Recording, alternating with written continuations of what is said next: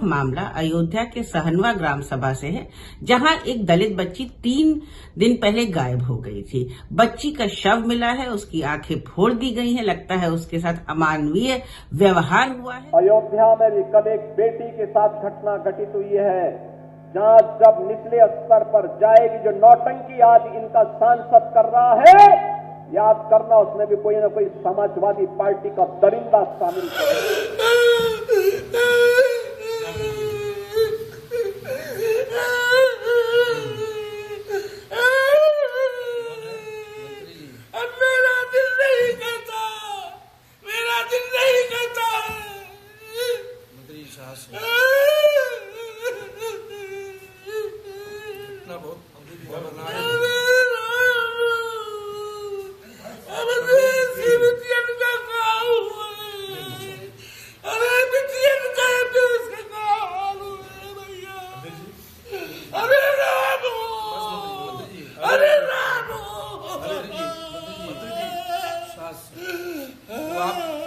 आप उसकी लड़ाई लड़िए, लड़ाई लड़ी जाएगी, सब लोग साथ। लड़ाई को आप लड़ेंगे, उसको न्याय उसके हमें जाने दो दिल्ली, लोकसभा में जाने दो। मोदी के सामने हम बात रखेंगे, न्याय न मिला तो हम इस्तीफा दे देंगे, लोकसभा से हम इस्तीफा दे देंगे।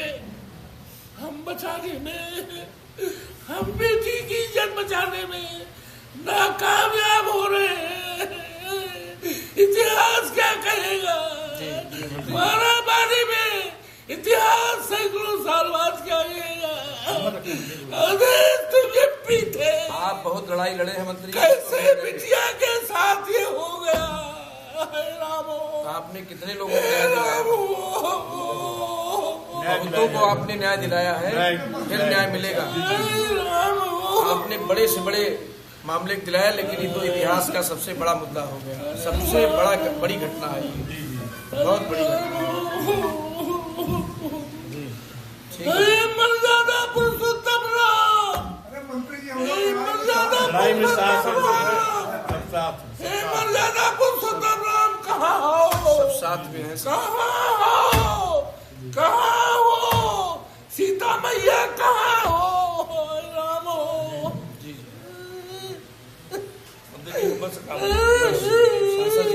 हमें जाने दो दिल्ली, हम इस्तीफा दे देंगे। नहीं, आप लड़ाई लड़ेंगे, न्याय दिलाना है, लड़ाई को आप लड़ेंगे, नहीं देना, न्याय दिलाना है, न्याय दिलाना, लड़ाई लड़ना।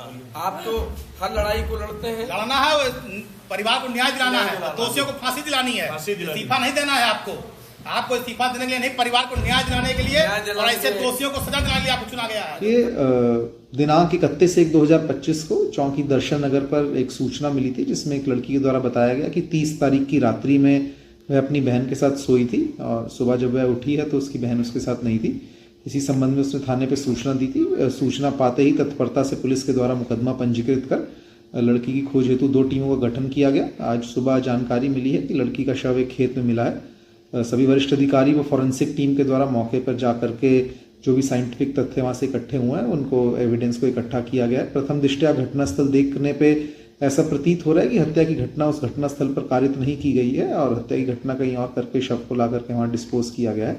वर्तमान में 3 टीमों का गठन किया गया है। एक संदिग्ध को हिरासत में लेकर के पूछताछ की जा रही है और अभी तक जो कुछ हमारे सामने साक्ष्य संकलन हुआ है उसके क्रम में घटना का शीघ्र अनावरण कर दोषी को फास्ट ट्रैक कोर्ट के माध्यम से कठोरतम सजा दिलाई जाएगी। इसके लिए सभी टीम्स लगी हैं और एसपी सिटी के नेतृत्व में टीम जो अभी हमको सबूत मिले हैं, कुछ चीजें मिली हैं, उनके आगे डेवलप कर रही हैं, तो शीघ्र ही आपको अवगत करवाया जाएगा। अयोध्या में भी कल एक बेटी के साथ घटना घटित हुई है, जहां जब निचले स्तर पर जाएगी, जो नौटंकी आज इनका सांसद कर रहा है, याद करना उसमें भी कोई ना कोई समाजवादी पार्टी का दरिंदा शामिल जरूर होगा।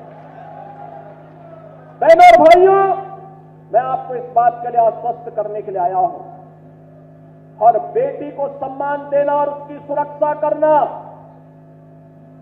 हर महापुरुष का सम्मान करना, विकास की समग्र कार्य योजना को आगे बढ़ा करके, जैसे अयोध्या देश की पहली सोलर सिटी बन गई है, अयोध्या आज अंतर्राष्ट्रीय टूरिज्म का और देश और दुनिया के श्रद्धालुओं को अपनी ओर आकर्षित कर रही है।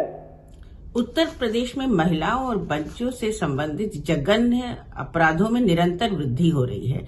अभी हाल का भयावह मामला अयोध्या के सहनवा ग्राम सभा से है, जहां एक दलित बच्ची 3 दिन पहले गायब हो गई थी। बच्ची का शव मिला है, उसकी आंखें फोड़ दी गई हैं। लगता है उसके साथ अमानवीय व्यवहार हुआ है। जबकि बच्ची के गायब होने की सूचना परिवार ने तुरंत अधिकारियों को और प्रशासन को दे दी थी।